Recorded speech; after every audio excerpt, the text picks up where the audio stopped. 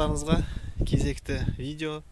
Осы жолы енді ерте келген жоқпын, обедтен кейін. Қазір сағат 3:30 болып жатыр. Нұра өзені, ассалаумалейкум. Бұл Нұра өзені жалпы Ақмола облысының, Қарағанды облысының маңдайына бір біткен табиғаттың берген сыйы ғой негізі.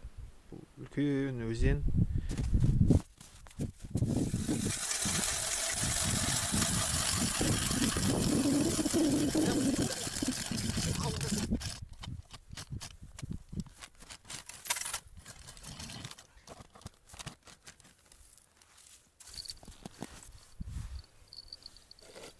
Бүйтіп қоямыз. Негізі мен жоспарсыз келдім. Балық аулаймын деген ой болған жоқ. Жай осы Қосшы қаласында бір шаруаларым болды да. Соған келдім де, сосын машина артында ылғида жүреді мен балықтың нәрселері, мына нәрселер, ана бур барлығы.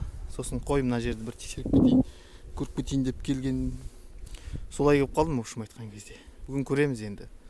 Балық түспесе де таза ауа жұтқанға да ризамыз.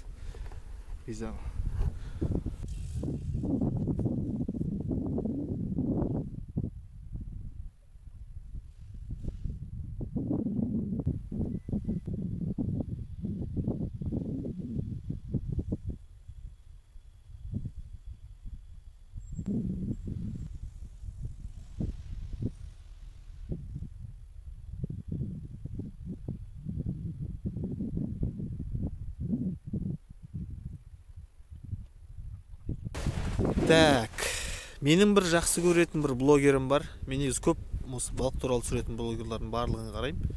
Соның ішінде мынау Ишим Рыбалка деген бар. Бұл жерде Мейрам мен Илья деген жігіт түсіреді. Ассалаумалейкум. Мына жерде несін қоям, ссылкасын көріңіздер. Сол жігіт осы балыққа барған кезде домбырамен ән айтатыны бар. Мен де сол сияқты ұқсап домбырамен бір ән айтып көрейін де мен. Домбырамен бір ән айтып көрейін. Қалай болады екен? Ал, бисмилля, кеттік ал.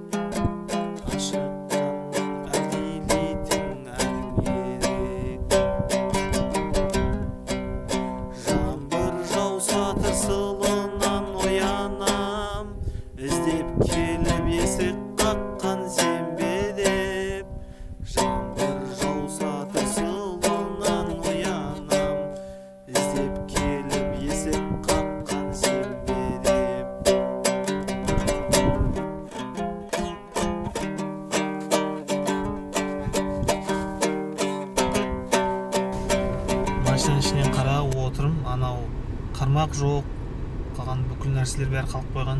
Балық аулайын десем кішкентай. Енді мынау жалаушаларға қарап отырым. Көріне ме? Қазір қастарына айналып өтейік. Отыр біреуі. Міне тұр екіншісі. Мына жақта көріне ме?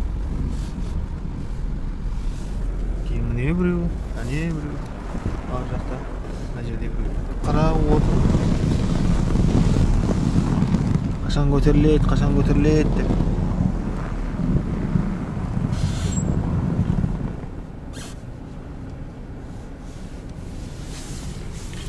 Солай.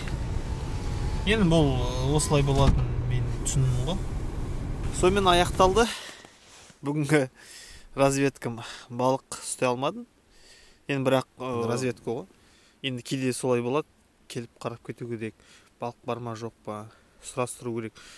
бір жақсы әйтеуір бір екі балықшы келді. Сол екі балықшыдан қай жерден аулайсыз, осы жерде қай жерлерінде бар деген сияқты біраз сұрақтарға жауап алдым өзім.